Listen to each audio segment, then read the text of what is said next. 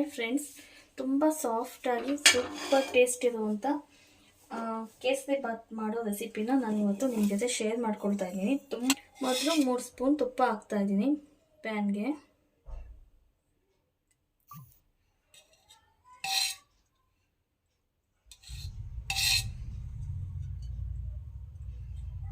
ಸ್ವಲ್ಪ ಎಣ್ಣೆ ಹಾಕ್ಕೊಳ್ತಾ ಇದ್ದೀನಿ.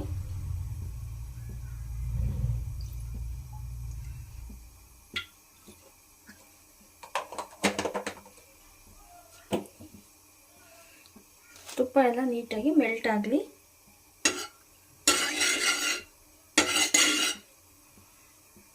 ನೀಟಾಗಿ ಮೆಲ್ಟ್ ಆಗಿದೆ. ಇದು ಈಗ ಬಿಸಿ ಆಗಿದೆ. ಇದನ್ನು ಒಂದು ಗ್ಲಾಸ್ಗೆ ಒಂದು ಅರ್ಧ ಭಾಗದಷ್ಟು ಶಿಫ್ಟ್ ಮಾಡ್ಕೊಳ್ತಾ ಇದ್ದೀನಿ.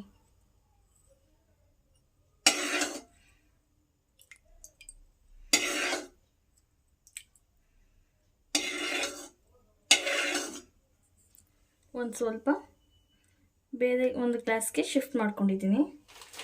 ಸ್ವಲ್ಪ ಗೋಡಂಬಿ ಮತ್ತು ಸ್ವಲ್ಪ ದ್ರಾಕ್ಷಿ, ಒಣ ದ್ರಾಕ್ಷಿನ ಹಾಕ್ಕೊಳ್ತಾ ಇದ್ದೀನಿ. ಇದನ್ನು ಕೂಡ ನೀಟಾಗಿ ಫ್ರೈ ಮಾಡ್ಕೊಳ್ಳೋಣ. ಇದನ್ನು ಒಂದು ಬೇರೆ ಪ್ಲೇಟ್ಗೆ ಶಿಫ್ಟ್ ಮಾಡ್ಕೊಳ್ಳೋಣ.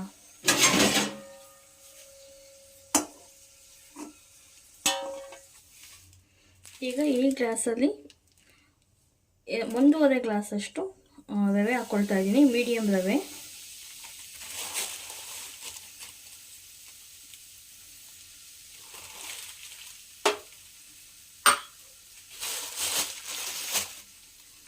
ತುಪ್ಪದಲ್ಲಿ ನೀಟಾಗಿ ಫ್ರೈ ಮಾಡೋಣ. ಇದನ್ನು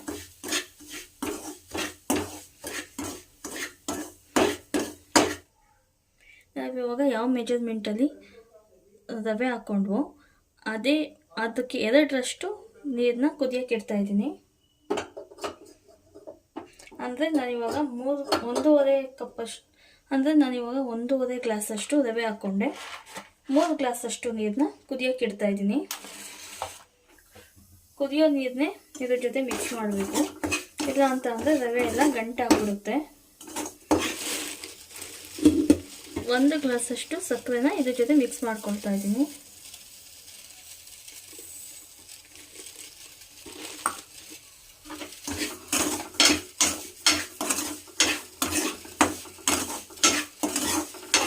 ನಾವು ಯಾವ ಗ್ಲಾಸಲ್ಲಿ ರವೆ ತೊಗೊಂಡ್ರು ಅದೇ ಗ್ಲಾಸಲ್ಲಿ 1 ಗ್ಲಾಸಷ್ಟು ಸಕ್ಕರೆ ಹಾಕ್ಕೊಳ್ತಾ ಇದ್ದೀನಿ. ನೀವು ಸ್ವೀಟ್ನ ಜಾಸ್ತಿ ತಿಂತೀರಾ ಅಂತಂದರೆ ಸ್ವಲ್ಪ ಜಾಸ್ತಿ ಹಾಕ್ಕೊಳ್ಬೋದು.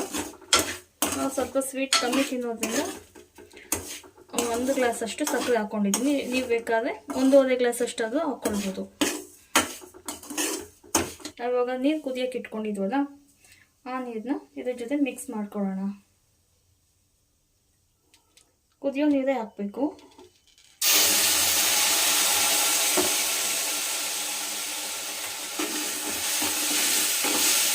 ನೀಟಾಗಿ ಹಾಕಿ ಸ್ವಲ್ಪ ಮಿಕ್ಸ್ ಮಾಡಬೇಕು.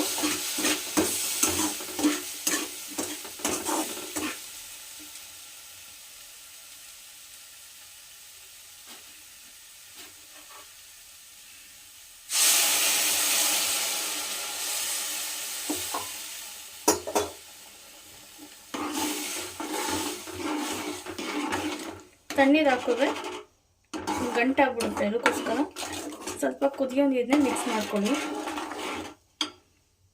ಇವಾಗ ಫ್ಲೇಮ್ನ ಜಾಸ್ತಿ ಮಾಡೋಣ.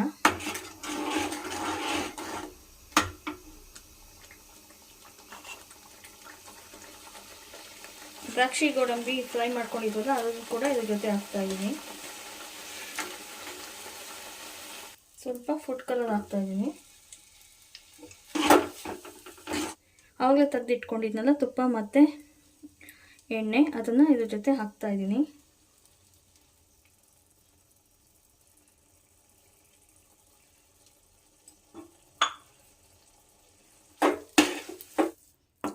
ನೋಡಿ ಫ್ರೆಂಡ್ಸ್, ಎಷ್ಟು ಚೆನ್ನಾಗಾಗಿದೆ ಕೇಸರಿ ಬಾತು. ತುಂಬಾ ಸಾಫ್ಟಾಗಿ ತುಂಬಾ ಚೆನ್ನಾಗಾಗಿದೆ.